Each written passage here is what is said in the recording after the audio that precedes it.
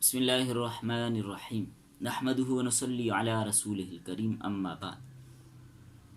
آج کی اس نشست میں باقی مسائل تو انشاءاللہ آگے چلتے رہیں گے رمضان کورس میں، تو آج کی اس نشست میں نے یہ عرض کرنا ہے کہ ہم نے رمضان کو کیسے گزارنا ہے۔ تو اس کے لیے ایک شیڈول آپ بنا لیجئے، ایک ترتیب دے دیجئے۔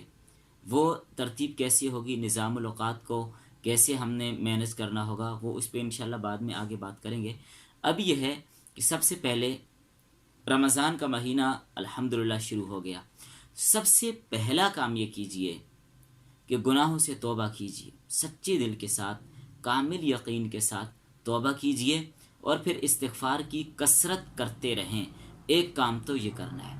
دوسرا کام رمضان کے روزے کا اہتمام کرنا ہے، روزے کا اہتمام کرنا ہے۔ اور تیسرا کام تراویح کی نماز کا اہتمام کرنا ہے، بلا کسی عذر شرعی کے تراویح کی نماز کے اندر بھی ناغا نہ کیا جائے۔ اور اس کے ساتھ ساتھ رمضان المبارک میں ہر قسم کے گناہوں سے بچنے کی کوشش کیجیے، ہر قسم کے گناہوں سے، آنکھ کا گناہ ہو، کان کا گناہ ہو، زبان کا گناہ ہو، زبان کو صحیح استعمال میں لگائیے، غلط استعمال سے اپنی زبان کی حفاظت کیجیے، آنکھ کان کی حفاظت کیجیے۔ اور جب یہ حفاظت کریں گے تو انشاءاللہ روزے کے انوارات اور برکات آپ خود محسوس کریں گے۔ اور چوتھا کام یہ کیجئے کہ وقت کی پابندی کا خاص خیال رکھیں، وقت کی پابندی کا خاص خیال رکھیں، ایک ترتیب دے دیں، اس کے مطابق اپنے اوقات کو لے کر آگے چلیں۔ یہ انشاءاللہ تفصیلاً اس پر بعد میں بات کریں گے۔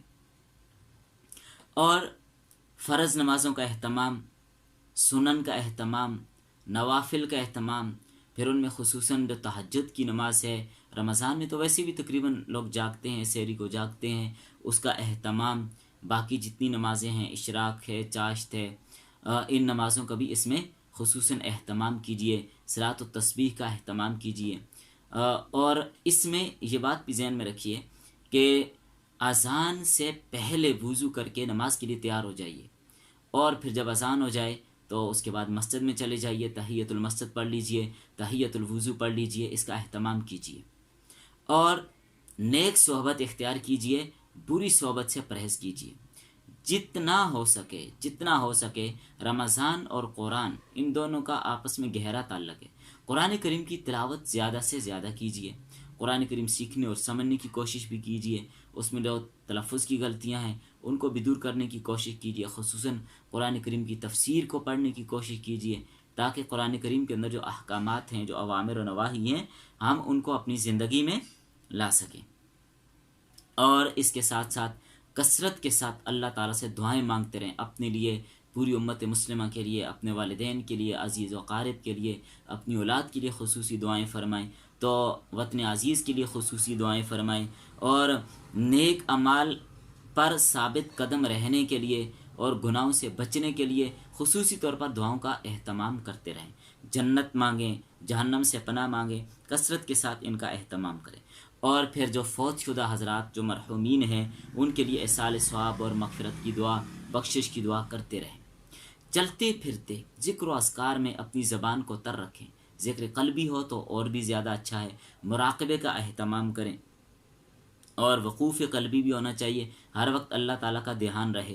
اور اس کے ساتھ ایک چیز یہ کہ نبی کریم صلی اللہ علیہ وسلم کی سیرت کا مطالعہ کیجیے، آپ کی سنتوں کا مطالعہ کیجیے، اور آپ صلی اللہ علیہ وسلم کی سنتوں کو اپنی زندگی میں لانے کی کوشش کیجیے۔ یہ تبھی ہوگا جب ہم سیرت کا مطالعہ کریں گے، سنتوں کا مطالعہ کریں گے، تو انشاءاللہ ہم اس پر عمل کرنے کی کوشش بھی کریں گے، تو اللہ تعالیٰ پھر ضرور توفیق بھی دیں گے۔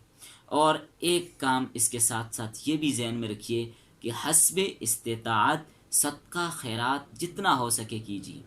رمضان کے مہینے میں صدقہ خیرات خوب کیجیے، خوب دل کھول کر کیجیے، افطاری کرائیے لوگوں کو۔ اسی طرح محلے میں کوئی غریب، مسکین، یتیم، فقراء، مستحق لوگ ہیں، ان کا خیال رکھیے۔